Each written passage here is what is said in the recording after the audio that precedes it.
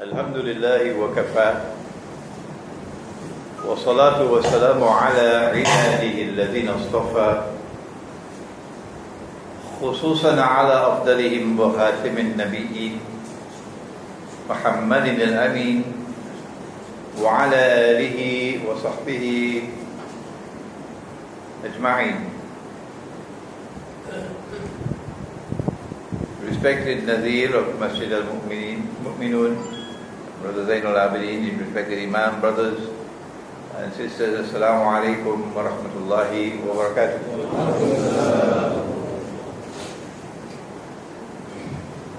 Our topic is on Ilmu Akhir al-Zaman and modern Western civilization. What does Ilmu Akhir al-Zaman have to tell us about modern Western civilization? Or in English, Islamic Eschatology, an Islamic Eschatological explanation of modern Western civilization. This has never been attempted before by any scholar of Islam. Never. First time now we speak that. It's not because scholars in the past did not have knowledge. Not at all. It's because you could not attempt the subject until certain events had unfolded in the world. Like, for example, that we Muslims had control over the Holy Land, Al-Ardul Muqaddasa, the Holy Land, which is where you have Masjid al-Aqsa, Jerusalem. And in 1917, Europeans, the European army, defeated the Muslims and took over the Holy Land. And from 1918 to 1948, Britain was the mandate power controlling the Holy Land. And Britain allowed the Jews to return to the Holy Land. And then in 1948, a state of Israel was created in the Holy Land. And between 1948 and today, that state of Israel has continued to grow and grow and grow in power until now it is poised and ready to take over from a United States of America, which is now in irreversible decline. I'm sorry that I have to be using the English language. I wish I could speak to you in Bahasa. A United States of America which is now in irreversible decline. And Israel is poised and ready to take over from the United States to become the ruling state in the world. So how was it possible for scholars 100 years ago to be able to understand Islamic eschatology? It is now being presented to the world of Islam for the first time. For the first time. Let us begin by defining who is modern Western civilization. It is the creation of Europe of the West. There are two Europes. One is Europe of the West, and that's the one that beats the drum very loudly. And the other is Europe of the East. And you hardly hear about that Europe. Modern Western civilization is a creation of Europe of the West. Eastern Europe is not a part of modern Western civilization. Russia is not a part of modern Western civilization. Europe of the West began doing strange things more than 1,000 years ago, when the Pope in Rome, in the Vatican, Roman Catholic Pope, launched the Crusades. We usually swallow the half-truth that the Crusades were Christian wars waged by Christians to reclaim Jerusalem. That's not completely true. No. Because it was only one part of the Christian world which waged the Crusades: Western Europe. And when Western Europe waged the Crusades, they did it for two reasons, not one. The first reason, the one which is in the news, is they want Jerusalem. They want to liberate holy Jerusalem from Muslim rule. But the second reason is that Europe of the West had one version of the Christian religion, and it was different from the Christian religion of Europe of the East. The two hated each other. If you think Shia-Sunni rivalry is terrible in Islam, that was worse. The capital of this Eastern European Christian world was Constantinople. And when Europe of the West waged the Crusades, they were targeting two cities, not one. They wanted Constantinople, and they also wanted Jerusalem. So Europe of the West is a very strange creature. We got to study it. When they did succeed in conquering Jerusalem, they behaved like barbarians. There was nothing of the Christian religion in their behavior. They slaughtered everything: men, women, children, babies, everything they slaughtered. Are these Christians? We have to ask ourselves. That's how they behave. When we, on the other hand, Salahuddin Ayyubi, when we conquered them, when we defeated them, Salahuddin was the most honorable and dignified of all leaders you could find. Magnanimous, showing them what it is to be a civilized people. So who are these people who behave like barbarians and yet call themselves Christians? And then they also conquered Constantinople.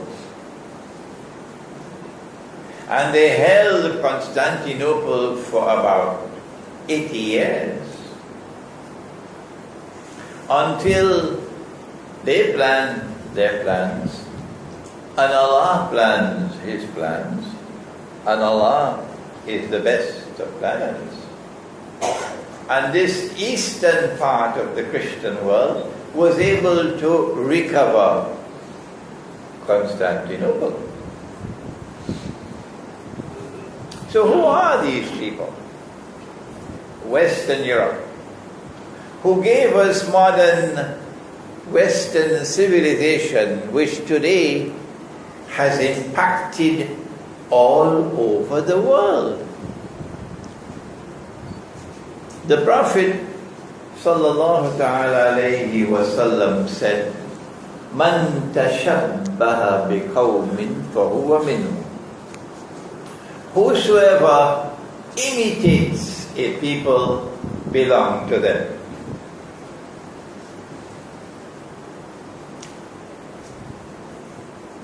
We used to have to write letters, and the letter would go by ship and would take months to reach. And then came a time when we used to send the telegram, and it might take a few days. And then came telephone. When you were children, you didn't have any telephone in your house. No. Did you?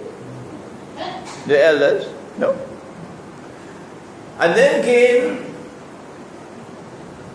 instant telephone calls. And I have one here, a cell phone. And now you have the mail that you don't have to write and post. It's something called electronic mail, email. Where is it coming from? Is it Eastern Europe? No. It's coming from West. Western civilization, instant communication. And the whole world embraces it. Everybody. Even the Indonesian maid, my daughter, your daughter, who today is a slave, she's a slave. Don't fool yourself. These are slaves now. Even these slaves, who are slaves in Lee Kuan Yew, Singapore, working for the salary of a dog, even each one of them have cell phone. They call in Indonesia.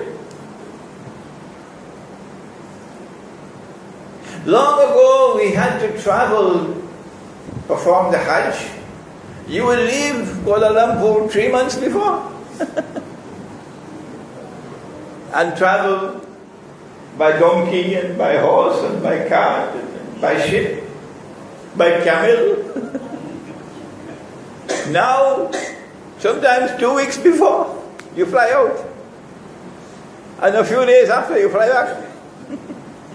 Where did they come from? The modern aircraft, the modern motor car, the modern train, the iron horse. It didn't come from China, it didn't come from Africa, it didn't come from Eastern Europe, it came from Western Europe.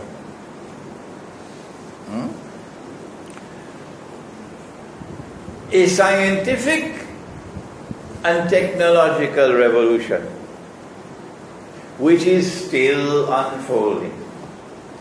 Unlike anything that mankind had ever experienced in human history. And it has come from them. And every time the scientific and technological revolution advances one step, the whole rest of the world embraces it. Yeah. If you and I do not seek to understand what is happening in the world today, then I have bitter news for you. You and I have only peanuts in our head. That's our status. Allah says in the Quran that this Quran has been sent down tibyanan likulli shay, to explain all things. So this Quran must explain modern Western civilization. 100 years ago you used to buy and sell using dinar and dirham. Your grandfather, grandmother probably still have some that you used to use. Dinar and dirham. Where did this money come from that we now use?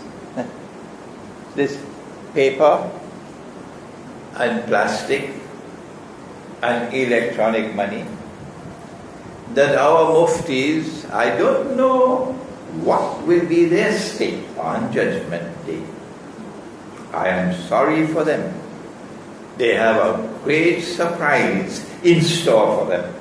The muftis who give the fatwa halal without any knowledge. They are totally ignorant. All the muftis who declare the paper money is halal, they have a very unpleasant surprise waiting for them. Where did this paper money come from?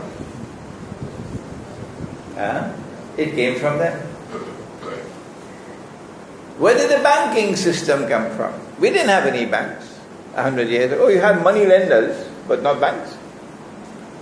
Today a banking system is poised to take over from governments. Let me repeat that. Today a banking system around the world is poised to take over from governments in controlling the world. Where did the banking system come from? Came from them. Who are these people? Let us turn to the Quran so that the Quran might explain. Allah speaks in the Quran about the Christians and Nasara.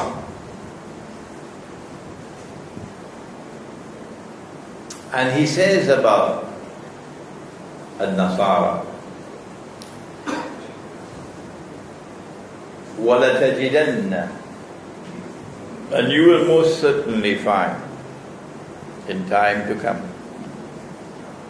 أَقْرَبَهُمْ مَوَدَّةً لِلَّذِينَ آمَنُوا الَّذِينَ قَالُوا إِنَّا نَصَارَى,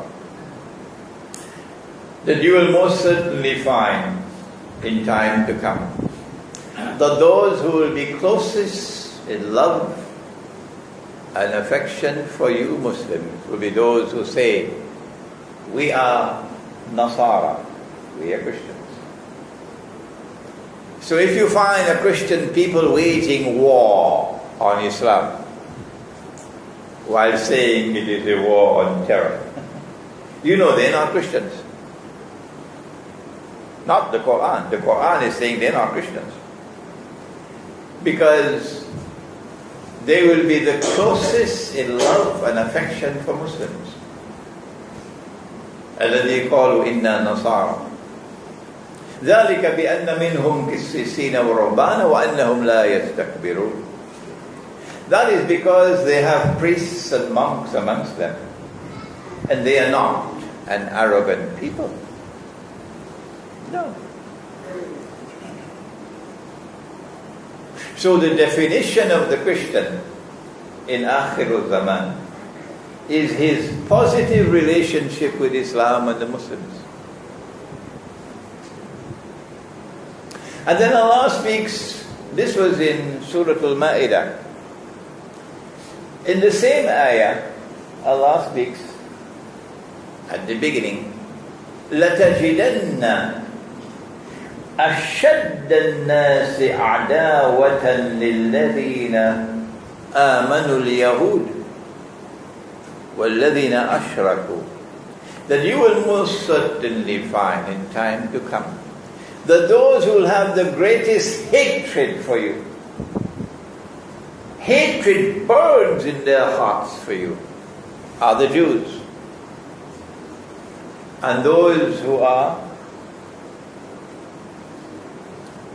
pursuing the agenda of shirk in the world.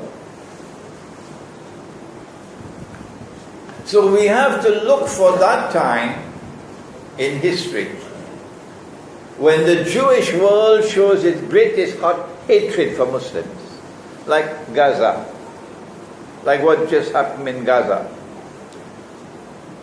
And we have to wait for that time when a people are pursuing an agenda of shirk around the world.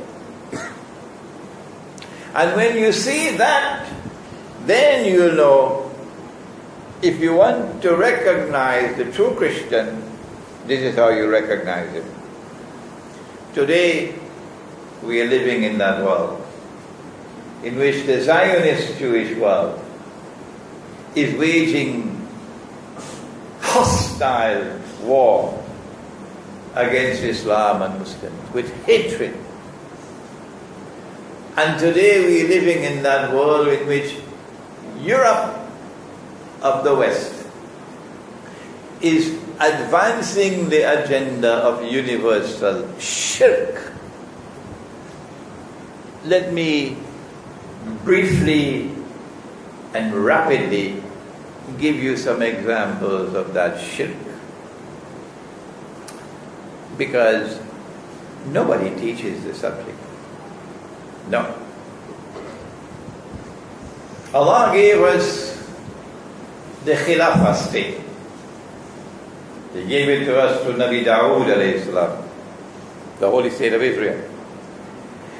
And then He gave us with Nabi Sulaiman alayhi salam, the holy state of Israel. And then He gave it to us with Nabi Muhammad alayhi salam. The same model, holy state of Israel, the same model, Medina.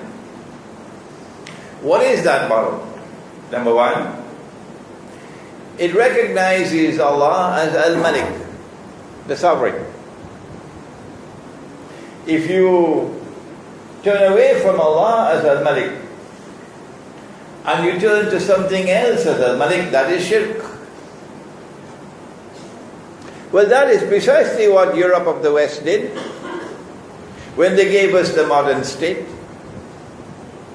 The modern state, of which we are all citizens, no longer recognizes Allah as Al-Malik. The state is now sovereign. Parliament is sovereign, not Allah. That is shirk. But you don't have to believe me. Just wait until you go in your grave and then you'll know. Yes, just wait. Wait for the grave and then you know whether Imran Hosein is talking nonsense or not. That is shirk. And then we go and we vote in the elections for the modern secular state. And in the process of doing so, we validate that shirk. So we become part of the shirk. You don't have to accept it. Just wait until you're in your grave and then you know whether Imran Hosein is talking nonsense or not. Allah gave us the law. He made some things halal and some things haram. And in the Quran, in Surah At-Tawbah, Allah tells us that if you make haram what Allah made halal, that is shirk. And if you make halal what Allah made haram, that is shirk. Like Allah prohibited money being lent on interest. Is it halal in Malaysia? Is it halal in Malaysia to lend money on interest? Why don't you answer me? Yes, it's halal. Just go across to any bank and you see. The law permits it. So what Allah made haram, they have made halal. That is shirk. You don't have to believe me. Just wait on the grave and then you'll know. That is what they've done, pursuing the agenda of shirk. Allah gave us dinar and dirham as money. Guess what they did? They made it haram. You didn't know that. Even Dr. Mahathir did not know that. That in the Articles of Agreement of the International Monetary Fund, which is international law, you are prohibited from using gold as money. So they made haram what Allah made halal. And we now accept it. And we follow it in this monetary system. And so we become part of the shirk. This is only 2 examples I've given you, there are others. And guess what? This is the one sin that Allah will not forgive. The one sin that He will not forgive. And during this Akhir Zaman, the whole world is now embraced by that shirk. Which explains the hadith. That in Akhir Zaman, the hadith is in Sahih Bukhari 4 times. Go check it out, 4 times. That 999 out of every 1,000 people in Akhir Zaman going into Jahannam. How can we explain that He who is Ar-Rahman and Ar-Rahim and Al-Ghaffar, how can we explain 999 out of every 1,000 in Jahannam? Only one explanation, only one: shirk. So when you see that universal shirk, and when you see the Jewish world with such hatred for you, it is at that time that you recognize the true Christian. Because the true Christian will be drawing closer to you and becoming more friendly to you and showing more love for you. Who are those Christians? Who are those Christians? We leave Surah Al-Ma'idah and we go to Surah Al-Rum. Rum. The word occurs in the whole Quran only once. Only once. بعد أعوذ بالله من الشيطان الرجيم ألف لام ميم غلبت الروم. Rome has been defeated. Defeated in what? A game of football? No. Defeated in warfare. Warfare. في أدنى الأرض. Rome has been defeated in a land close by. Close to where the Quran was revealed. So not in Washington, huh? No. Rome has been defeated in a land close by, close to Arabia. وهم من بعد غلبهم سيغلبون في بضع السنين. But Allah is saying that within a few years, Rome will turn the tables and Rome will be victorious. Oh, but the United States of America wasn't around at that time. Huh? Britain wasn't around at that time. Germany wasn't around at that time. France wasn't around at that time. NATO wasn't around at that time. So where this absolute nonsense comes from? That Rome is Washington. Huh? Have they no sense? Rome has to be a power, a military power, which existed at that time, which was defeated close to Arabia, and then within a few years was victorious. Who is Rome? Answer: Eastern Europe. Eastern Europe was called Byzantium, the Byzantine Christian Empire. And they had the Orthodox Christian faith, meaning they say we have the true Christian faith, the original Christian faith. This is what we have.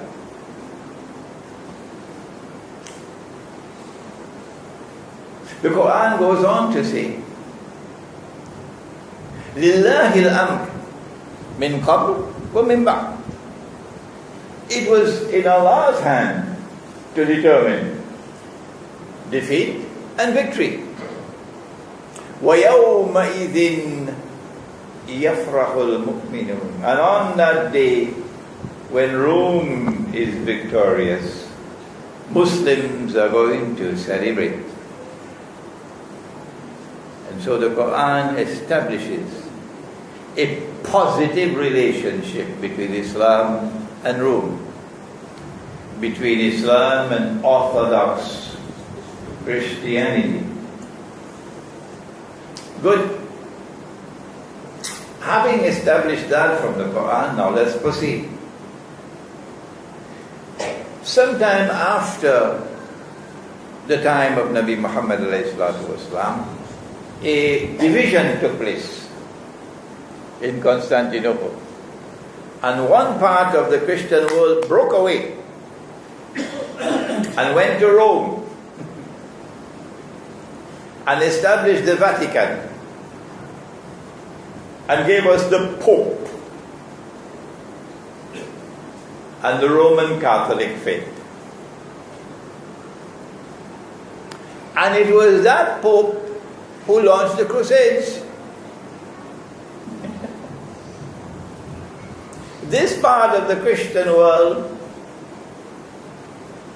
is best recognized by the one man in the Christian world, the Western Christian world, who is allowed to have a beard. Everybody else must shave their beards, but this fella could keep a big beard. You know him? What's his name? Santa Claus. Santa Claus is the only one allowed to have a big beard. You can't have Santa Claus without a beard. Huh? But nobody else is allowed a beard. If you have a beard, you can't serve in the armed forces. No. If you have a beard, you can't be a police officer. No. If you have a beard, you can't work in the bank. No. If you have a beard, you can't do this, you can't do that. Businesses will not employ you if you have a beard. But Santa Claus, he has his beard. So I call that Santa Claus Christianity. This part of the Christian world, the Western Christian world, wants to get the Eastern Christian world to give up their Orthodox faith and join this one. And they are in constant hostile relationship with the Eastern world. At the head of the Eastern world was Constantinople, the Byzantine Empire. But when the Ottomans, when Dajjal created the Ottoman Empire, and the Ottomans conquered Constantinople, according to Dajjal's plan, then the leadership of Rome went to Russia. So if the Western European world is hostile to Russia, it's because it is this Christianity which is hostile to that Christianity. Even in Ukraine, the Eastern Ukraine is Orthodox. The Western Ukraine is Roman Catholic. Now let us see what does Allah say about this Western part of the European world, which has given us modern Western civilization. Because our subject is Ilmu Akhiru Zaman, modern Western civilization. Allah speaks in Surah Al-Ma'idah again, and He says, Ya ayyuhalladhina amanu, O you who have faith in Allah, La tattakhidul yahuda wal nasara awliya. Do not take the Jews and do not take the Christians as your awliya, your friends and your allies. If you use the methodology of a schoolboy, in studying the Quran, then you'll come to the foolish conclusion that Allah is talking about all Jews. And He's talking about all Christians. Don't take the Jews and don't take the Christians as your friends and allies. But when you stop being a schoolboy and you use the proper methodology to study the Quran, You know, no, Allah could not be speaking about all Jews, not at all. And He could not be speaking about all Christians, not at all. We don't have the time tonight to give you all the evidence. But we ask the question, well then, if Allah is not speaking about all Jews and all Christians, don't take them as your friends and allies. Well then, which Jews and which Christians? Which Jews and which Christians? I have explained this ayah of the Quran, I don't know how many thousand times already. All over the world. It's on the internet everywhere. My explanation of this ayah of the Quran. And guess what is the response from the scholars of Islam? Nothing. Total silence from the world of Islamic scholarship. I don't know what else to do.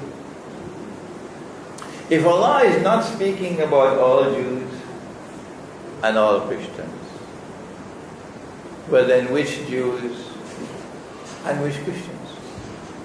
The answer is to be found in the words which follow. بَعْضُهُمْ أَوْلِيَاءُ بَعْضٍ, which means, listen carefully, O you who have faith in Allah, do not take such Jews and do not take such Christians as your friends and allies, who themselves are friends and allies of each other. The Quran is saying that the time is going to come when part of the Christian world, part of the Jewish world are going to reconcile and form friendship and alliance. When that happens, the Quran is prohibiting you from being their friends and allies. And if you disobey, وَمَنْ يَتَوَلَّهُمْ مِنْكُمْ فَإِنَّهُ مِنْهُمْ.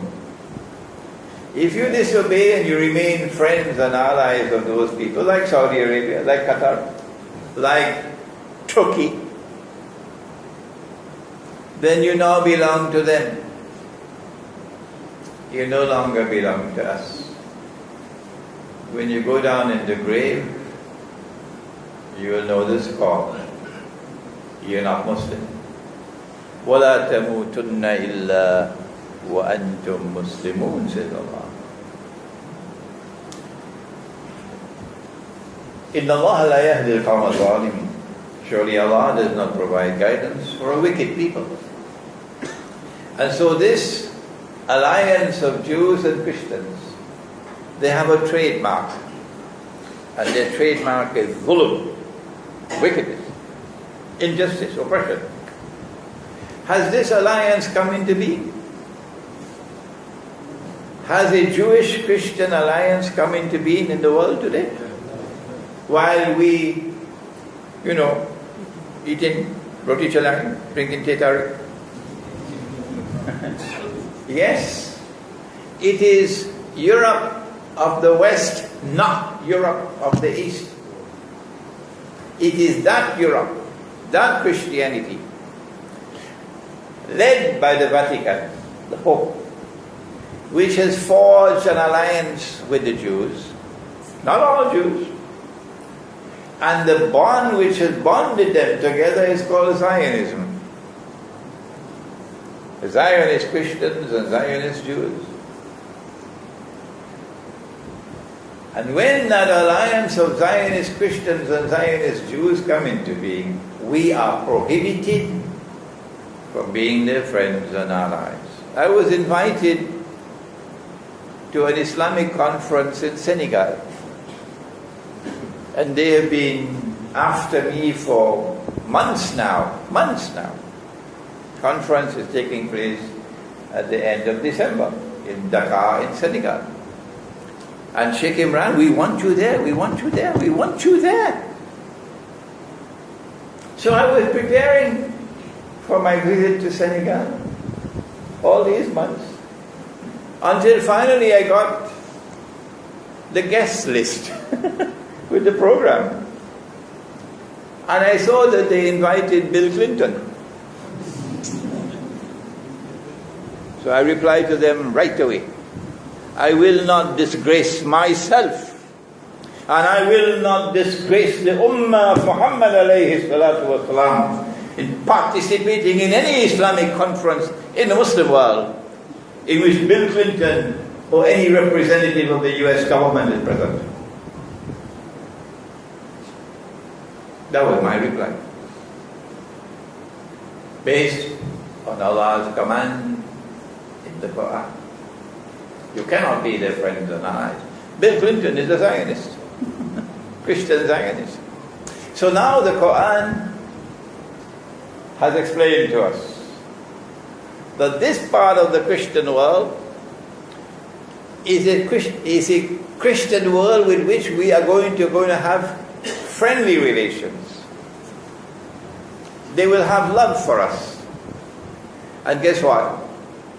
I traveled to Moscow last year for the first time. After I had given a lecture at UIA in the masjid on the conquest of Constantinople in Akhir Zaman. Nabi Muhammad alayhi salatu wasalam prophesied that we will conquer Constantinople in Akhir Zaman. What time is the advance? Over 8. And they, in Turkey, the Ottoman Empire, they gave us this rubbish. The conquest of Constantinople in 1452 by Sultan Muhammad Fatih, that fulfilled the prophecy of Nabi Muhammad. I said, that's wrong, false. The conquest of Constantinople is coming. And it comes after the Malhama, or Armageddon, not before. He praised the army that will conquer Constantinople. And he praised the commander, لَتَفْتَحَنَّ الْقُنْسْتَنْتِنِيَّةِ وَلَنِعْمَ الْأَمِيرُ آمِرُهَا وَلَنِعْمَ الْجَيْشُ ذَلِكَ الْجَيْشُ, said the Prophet ﷺ. But this army that conquered Constantinople in 1452, guess what the first thing they did? Shamefully, disgracefully, manifestly sinfully, they took the greatest cathedral of Rome, Hagia Sophia, which had been a Christian cathedral for 1,000 years. This is the heart of Rome, this cathedral. And the Sultan shamefully and disgracefully and manifestly sinfully transformed it into a masjid. Shame on you! The Turkish Muslims could be annoyed with me. But my job is a scholar of Islam, to teach deen. And when I speak on the basis of knowledge. Shame on you for what you did. One day we will conquer Constantinople. It's coming. And on that day, we will return this cathedral to you, the Christians. And we will offer an apology to you for what we did. And we will restore the name of the city to that name which Nabi Muhammad ﷺ used with his own lips. He said, Constantinople. So Mustafa Kamal, get lost. You cannot change the name and prohibit us from using the name Constantinople. That lecture reached the whole of Eastern Europe. That lecture reached Russia. And I got an invitation from the State University of Moscow, the most important university in the whole of Russia. They invited me. And I went. And believe you me, Imran Hosein with his hat and beard. And when I went there, the scholars, the Russian scholars, in their most famous university, they received me with so much respect. They treated me with so much respect. And after we had dialogued for, I don't know, about 3 hours. They had affection for me. And they were insisting that I must return. You think I could get that kind of reception in Washington or London or Paris? Huh?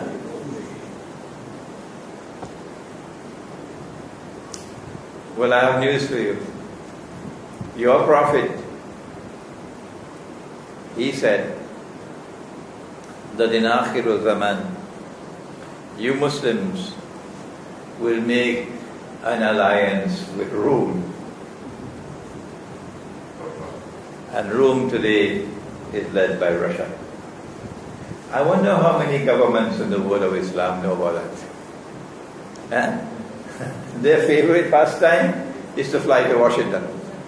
Their Qibla is not in Makkah, their Qibla is in Washington. Perhaps it's because the Malaysian government refuses to bend its knee that you've lost the first aeroplane, and then you lost the second aeroplane. And until you bend your knee to them, you keep on being attacked. You keep on being attacked. So this is the Quran explaining that this part of the Christian world is the one with whom you will find love and affection, and with whom you will make an alliance in Akhir Zaman. And that part of the Christian world, which is modern Western civilization, that is the part which will have the greatest amount of wickedness in their conduct.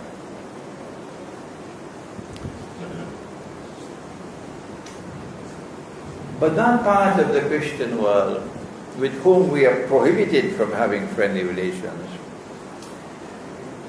they have a sinister agenda. They have an obsession with Jerusalem, the Holy Land. They are the ones, a British army defeated the Ottoman army and took Jerusalem.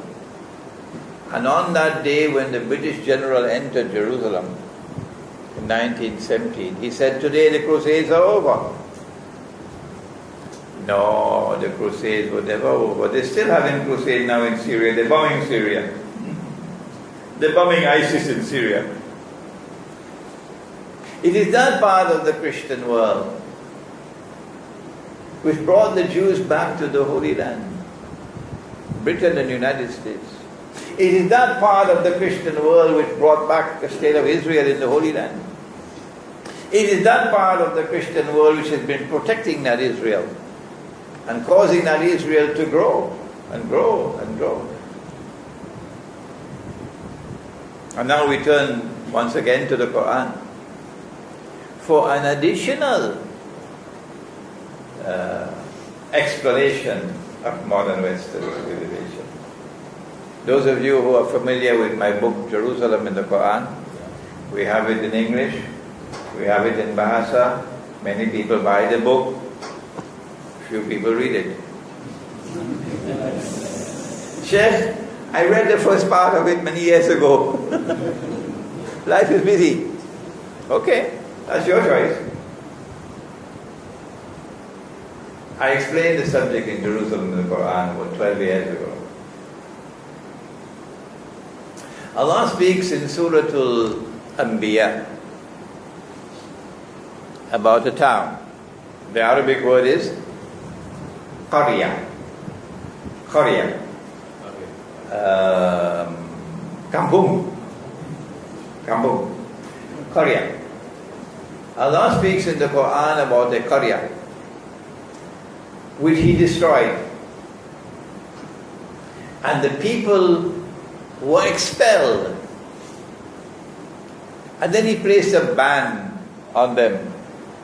But they could never return to reclaim that Qarya as their own. Tak boleh. Until a certain moment in time. Let's go to the Quran. It is Surah Al-Anbiya, verse 95. وَحَرَامٌ عَلَى قرية أهلكناها أنهم لا يرجعون. They cannot return. حتى إذا فتحت يأجوج ومأجوج, until Gog and Magog are released. وهم من كل حلب ينسلون, and they spread out in all directions. Only then will the world witness the people of this town returning to reclaim the town as their own. Today, after you read Jerusalem in the Quran, everybody knows it's Jerusalem. The town is Jerusalem. Except, you know who? The only people who don't know that it is Jerusalem are the ulama of Islam. That's the only people on the face of the earth who do not know that the town is Jerusalem. The ulama of Islam. وَحَرَامٌ عَلَى قَرْيَةٍ أَهْلَكْنَاهَا أَنَّهُمْ لَا يَرْجِعُونَ. It is haram for the people of a town which we destroyed and expel them from the town. Haram for them to return. There's a ban on them. They can never return to reclaim the town as their own until Gog and Magog are released. And they spread out in all directions. But it can be translated also as they descend from every height. Who are Gog and Magog? Ya'juj and Ma'juj. Who are they? The introduction, of course, is in Surah Al-Kahf. That's the most, listen carefully, the most important surah of the whole Quran on ilmu akhir zaman is Surah Al-Kahf. If you have to spend a lifetime with Surah Al-Kahf, do it. When you study Surah Al-Kahf, let the tears fall from your eyes, begging and begging and begging Allah to open your eyes and open your mind and open your heart, that you might understand the Quran. Surah Al-Kahf of the Quran. And Gog and Magog are introduced in Surah Al-Kahf. But we don't have the time to give you a lecture on Gog and Magog tonight. I have a book outside entitled An Islamic View of Gog and Magog in the Modern World, but we don't have it in Bahasa yet. We have Jerusalem in the Quran in Bahasa, but not the one in Gog and Magog. The town is Jerusalem. So when you find a people with an obsession for the Holy Land, to liberate it, like the Pope in Rome with the Crusades, and then they take control of the Holy Land, and they bring the Jews back to the Holy Land to reclaim it as their own. You know, this is Gog and Magog. So now the Quran is telling you that modern Western civilization is the civilization of Gog and Magog, Ya'juj and Ma'juj. You don't have to believe me. You don't have to accept it. No. That's all. At this time, your brother Imran Hosein is the only voice in the world of Islam. The only voice saying this. I can't get the ulama to accept what I'm saying to be correct and to be true. But if this was the falsehood, if what I am teaching is false, how do you explain? How do you explain that every day that passes by, more and more people around the world are accepting this analysis as correct? If you are standing on the foundation of falsehood when explaining the Quran and explaining the Hadith, you should be heading for the garbage bin. Yes. There can be no barakah. None. If you're standing on the foundation of falsehood. The contrary is happening. That around the world people are hungry and hungry and hungry. Sheikh, I want to learn from you. I want to learn from you. I will leave any university in the world to come and study with you. This can't be a trait of falsehood. And so I say to you tonight, based on the Quran, that the civilization that is called modern Western civilization is the civilization of Gog and Magog.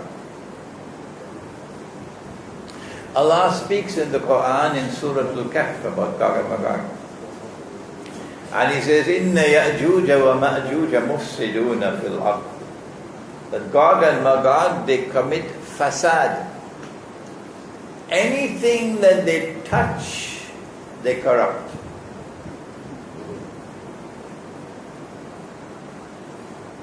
And when they corrupt, their objective is to corrupt in such a way as to destroy.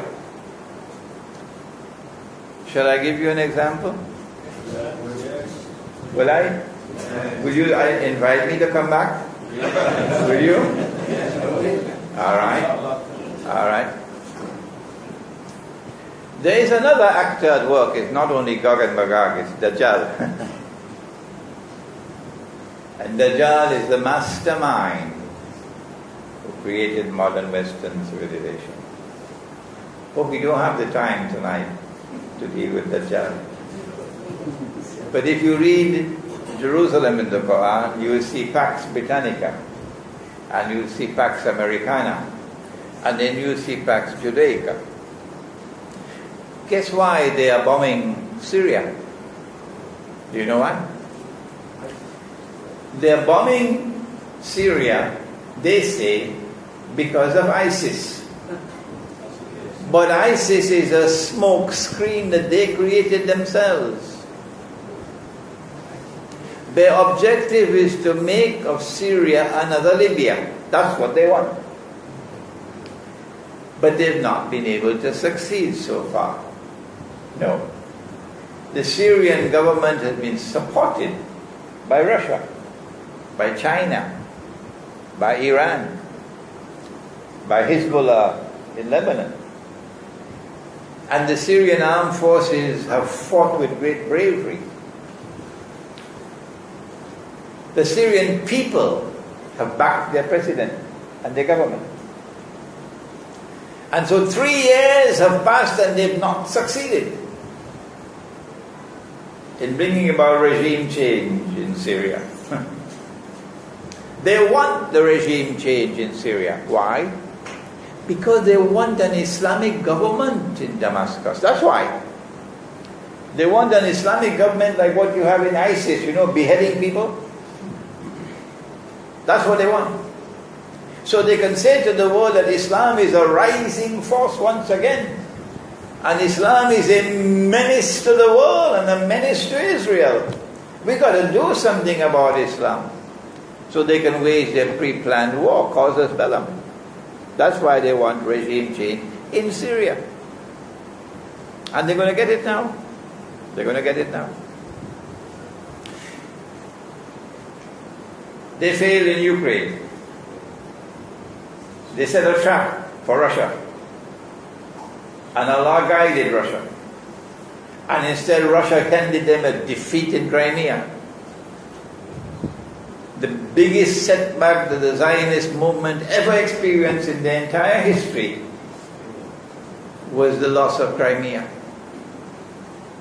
And that was the brilliance of Russia. And they're losing in eastern Ukraine as well. So what they did was, in order to start the bombing on ISIS, they had to get the government of Ukraine to settle quickly. Settle with eastern Ukraine. A ceasefire. They needed this. So you got it so that they could start the bombing. ISIS is a smoke screen. The idea is to start bombing in Syrian territory. Security Council of the United Nations can't stop them. Because who is there? Only Russia. If anyone is to stop them from bombing in Syria, it has to be Russia. And that's what they want Russia to do. Because they want a war with Russia. I cannot explain to you in this short period of time why they want the war with Russia. It has to do with the mountain of gold and the river Euphrates, the monetary system, and BRICS. They want to preserve their rule over the world of money. That is what they want.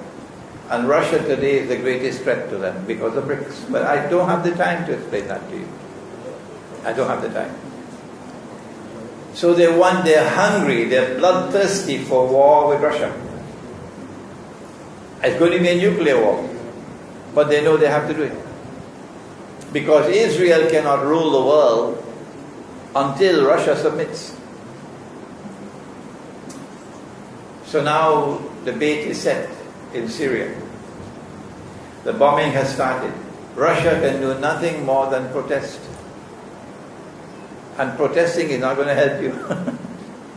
They will continue to bomb and continue to bomb and continue to bomb until one day the Syrian armed forces will have to respond. And on that day when the Syrian armed forces respond, then the war will really start. It won't last for long. Because Russia cannot intervene. If Russia intervenes, it's nuclear war.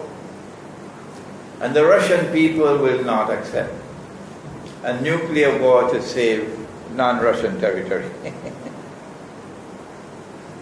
So it's a foregone conclusion that they're going to succeed. It's just a matter of time before Syria becomes another Libya. But when ISIS takes over Syria, guess what's going to happen? Remember? The Prophet ﷺ prophesied an alliance with Rome in Akhirul Zaman. That's what they don't want. That is what they don't want. So I am telling you, I'm sorry to say it, but I am anticipating that these so-called jihad mujahideen, I call them Dajjal's warriors, from the time they take over Syria, they're going to slaughter the Christians. It will be slaughter of the Christians. These are not Western Christianity, this is Orthodox Christianity. And when the Orthodox Christians are being slaughtered in Syria, in Iraq and elsewhere, then the Russian people will force the government to intervene. And then you'll get your nuclear war. That's the Armageddon. Or the Prophet ﷺ called the Malhama. This is coming. They want the Malhama so that they can force the submission of all the world to the state of Israel. When the Malhama takes place, it will be thousands of nuclear weapons being used. We never experienced anything like this before in history. This will be the first time. When a nuclear explosion takes place, it's a mushroom cloud. So thousands of nuclear weapons, you would not be able to see any sunlight. The world will be in darkness for I don't know how long. No sunlight. When all these nuclear explosions take place, they emit radiation. That radiation will contaminate the atmosphere. So no aeroplane can fly. No missile can fly. No bird can fly. No bee can fly. Because they cannot navigate anymore. No electronic gadgetry will work after the Malhama. No. North America will disappear. Nobody can live there. United States and Canada. Europe will disappear. No one can live there. But Russia is more than Europe. Russia has Eastern Europe and Russia has Asia. And so, another important conclusion from tonight's lecture, and that is that from our perspective of Islamic eschatology, ilmu akhir zaman, Russia will survive the Malhama. How do we know that? Because Nabi Muhammad ﷺ prophesied that the next event that will take place after the Malhama is what? Help me somebody. Huh? Fathul Constantinople. Well, he's been attending my lectures. The conquest of Constantinople will take place after the big war, the nuclear war. And that conquest of Constantinople will take place on the basis of an alliance of Muslims and Rome. But let me warn you that they are fabricated ahadith. In the ahadith on Akhir Zaman. And you need very good scholarship to recognize those fabricated ahadith. And there are fabrications within a hadith. Part of the hadith is correct and part of the hadith is bogus. So you've got to have good scholarship to deal with the ahadith on Akhir Zaman. I asked myself why? What is the military significance of a Muslim army after the Malhama? And Israel is now taking over the ruling state in the world. Why should an army be heading for Constantinople? Why? Why not Jerusalem? Is that not a legitimate question? Yes. There's only one answer. There's only one answer that makes military sense. One. And that is that Constantinople commands the Bosphorus, the waterway which connects the Black Sea with the Mediterranean Sea. The Russian naval fleet is in Crimea. Crimea.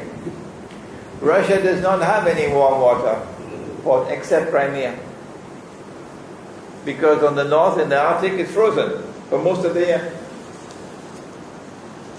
So the Russian fleet, the navy, is in the Black Sea. For the Russian navy to participate in the Muslim-Christian alliance with Rome, the Russian navy has to pass through the Bosphorus to head to Jerusalem. And so the conquest of Constantinople in Akhir Zaman has only one military significance, and that it is meant to liberate Constantinople from the NATO controlled by NATO. Liberate it, so that the Russian navy can pass through the Bosphorus and enter the Mediterranean. What I have done tonight in an hour is to present to you from the Quran, basically from the Quran, an explanation of modern Western civilization that you never knew before, because no one has ever taught it. What I've done tonight is to whet your appetite. So this is the Book of Allah, and this Book of Allah has to be studied. You have time, oh yes, to send your sons all over the world and your daughters to do degree in this and degree in that and to become specialists, but you don't have time to send your sons and daughters to study the Quran. Huh? No. You want your son to be a medical doctor. You want him to be an IT engineer. You want him to be this and that and the other. And you never have in your heart that one day your son could sit at this table and do what I have just done. What will Allah do with such an ummah? It is when he cannot get into a European university and he cannot get into a Malaysian university and he cannot get into any technical institute.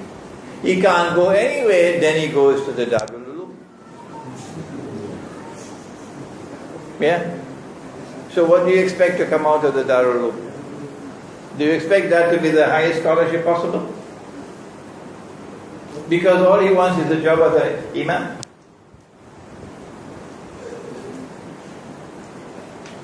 We pray that tonight's lecture will open your eyes the importance of ilmu akhirul zaman, importance of studying this subject, importance of going to the Quran and the Hadith, that they might explain the world in which we live today.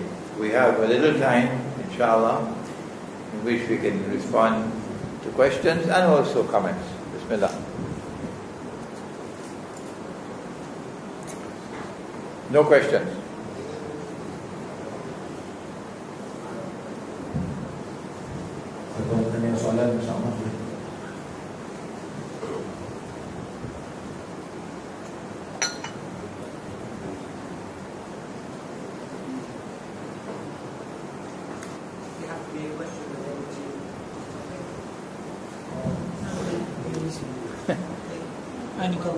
My question is about Indonesia and the new Christian government. Is that some sort of Zionist attack on Indonesia? Because it seems to be a very out of place. All of a sudden, a Christian government is elected in Indonesia. Yeah, yes, Indonesia. There's some sort of the Indonesians themselves are not aware that Indonesia has a very, very, very important role to play in Akhirul Zaman. And even the Indonesians are not aware. But to explain that, I'm going to have to spend about 15 or 20 minutes. We don't have that time. I have to go to the hadith about the river Euphrates, the mountain of gold. You know what I'm talking about? Yeah. That from the river Euphrates, from underneath will come a mountain of gold. Sahih Bukhari. People will fight for the gold, and 99 out of every 100 will be killed. Everyone will say, I'll be the one who will survive, and Muslims must not touch that gold. That gold, mountain of gold, is the ocean of oil. An ocean of oil which one day will function as gold, and that happened in 1973 when the petrodollar came into being. And the malhama that is going to be fought is because Russia, as the head of BRICS, is challenging the petrodollar monetary system. You know about BRICS? BRICS? Russia, China, India, South Africa and Brazil. These five. And they are challenging the petrodollar monetary system. The war that is coming, that will be fought for the mountain of gold, the Malhama, is a war for the survival of the petrodollar monetary system. The Zionists want to maintain control over money. When the Malhama takes place, there will be no more electronic money, no more paper money, No more plastic money. After the Malhama, it has to be dinar and dirham. Gold and silver. And Israel will then become king. Because the Jews, the Zionists, control the gold of the world. They took all the gold out of Fort Knox. All the gold from the Federal Reserve, all gone to Israel already. That's why Germany can't get back the gold. Because it's gone. So Israel will command the world of money when we return to dinar and dirham, because Israel controls the gold. Now something will happen in Indonesia. Lee Kuan Yew wouldn't like this at all. And Israel's control over money will collapse. What is it will happen in Indonesia? Can anybody tell me? Volcanoes will come. The earth, give me the hadith. Spew from its The earth will, when a woman becomes pregnant, beginning, doesn't she vomit? vomit. Vomiting? You married as yet? Vomit? Vomiting, huh? The hadith says that the earth will vomit from its liver columns of gold and silver. I couldn't understand this vomiting. I couldn't understand it. For 20 years now, this hadith I couldn't until I went to Jogja last month or 2 months ago. And in a retreat in Jogja, one of the people present mentioned that in Java you can't control the people, because everywhere in Java people digging for gold, because the volcanoes sometimes produce gold. It clicked. That's the vomiting. Active volcanoes. That's how Allah will bring the gold out. Where will it come out? It has to be coming out where it's already coming out. And then they told me in Indonesia, from Sumatra all the way down to the end, it's called a ring of fire. You heard about it? Ring of fire, active volcanoes. So it is Indonesia that is destined one day to bring down the control of money that the Zionists have. And on that day, Ahmad Sukarno would smile, because he is the only one. The only leader in the whole world of Islam post-Caliphate was Ahmad Sukarno, who, when Indonesia became independent, he said the Indonesian rupiah must be convertible into gold. And he called the scholars, the ulama, and he decided that 10 rupiah would be equivalent to 5 ounces of gold, or 5 dinar or something like that. You think anybody else in the world of Islam dare to talk about that today? These boys that we now have ruling over us? That was Ahmad Sukarno. That was one of the reasons why they had the coup d'etat, to remove him and replace him with that puppet, that Zionist puppet called Suharto.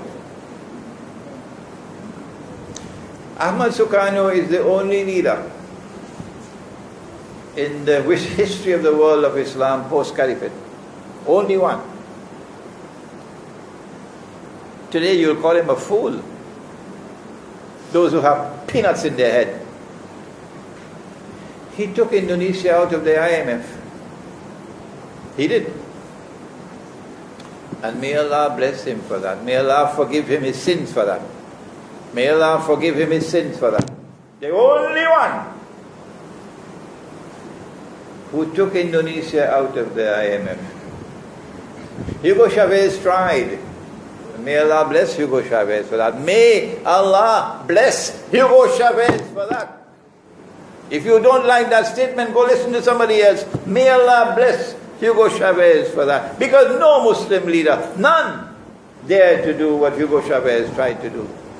To take Venezuela out of the IMF. He tried and he failed. And then they poisoned him.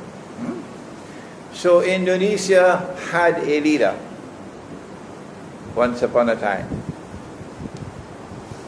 And one day he will smile in his grave when the gold comes out, vomited from the liver. And that gold brings down Israel's control over gold. Any more questions?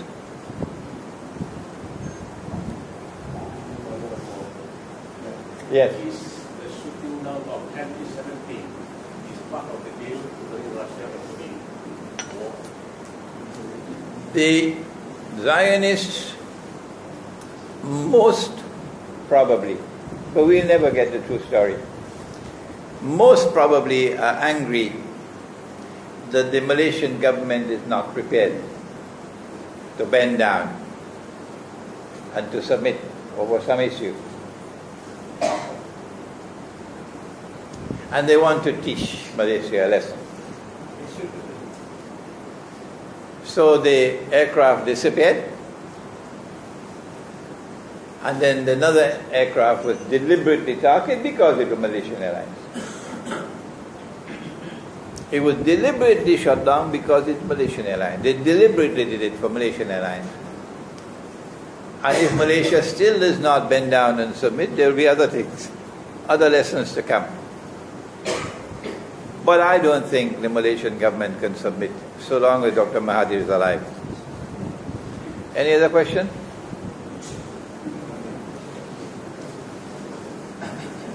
I'm not intervening in the internal politics of Malaysia.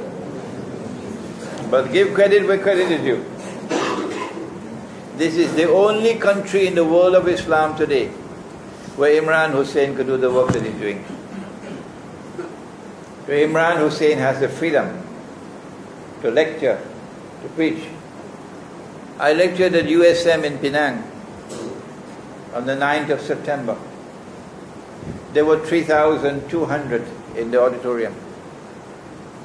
I lectured at UITM in Shah Alam on the 17th.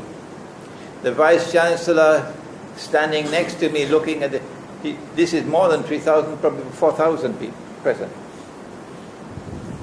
I'm not allowed to do this in Pakistan. I can't do this in Bangladesh. I can't do this in Saudi Arabia. I can't do this anywhere. Not in Turkey. But in Malaysia. So this can't be something that they're pleased with at all. So I think they're going to come after Malaysia. Keep on coming after Malaysia. Any other questions? Yes. We always talking about Western civilizations like Christian civilization and Islamic civilization. What about China? Because I've read reports saying the Chinese army were involved in Syria fighting against Okay. China is a very careful customer. The Chinese don't ever do anything rashly. No. They're very, very, very careful people. But China did reveal its profile when the CIA launched their attack in northern Pakistan in a place called Abbottabad, and they said they killed Osama bin Laden, and then they took his body and they threw it in the sea, and then a big fish came and swallowed it. Remember? And the Pakistani government immediately realized that this was a setup to provide an excuse for an attack on Pakistan. They knew it. The same Pakistani government which worships Washington, the same Pakistani armed forces which shamelessly have been facilitating NATO to massacre the Afghan people, the same Pakistan armed forces now realize that the war is going to come on Pakistan. That's why they did this with Osama bin Laden, this story. So what did Pakistan do? The Pakistani Prime Minister flew immediately to Beijing Pakistani president flew immediately to Russia, to Moscow. Well, my question is, why didn't you go to Washington? Why didn't you go to London? Why didn't you go to Paris? That's where you worship all the time.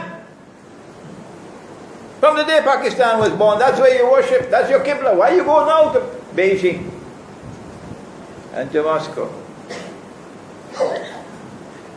Guess what China did? China surprised the Zionist world. China declared as China has never ever declared before in modern Chinese history. An attack on Pakistan will be an attack on China. When that declaration was made, they couldn't attack Pakistan because they didn't want a war with China on their hands. No. So this is China's profile, which was revealed in that one critical moment. When the Malhama comes, I think China will be on the side with Russia. Yeah. Yes, your question? Coincidentally, they brought up an issue about Shia and Sunni. And they brought up just now that Iran is part of the group which is protecting Syria. What are they planning for this about? You didn't hear? Can someone help me? Shia and Sunni, they're creating this issue of Sunni and Shia. And why suddenly Iran is in the path of helping out Syria? Is that right?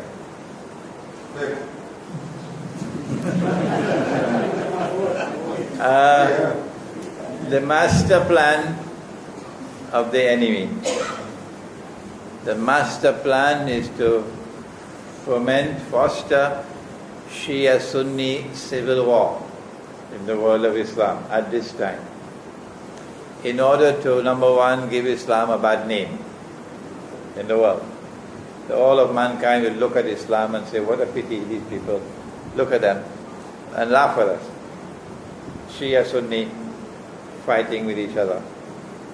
Number two, that in the Shia-Sunni civil war, the target will no longer be Israel.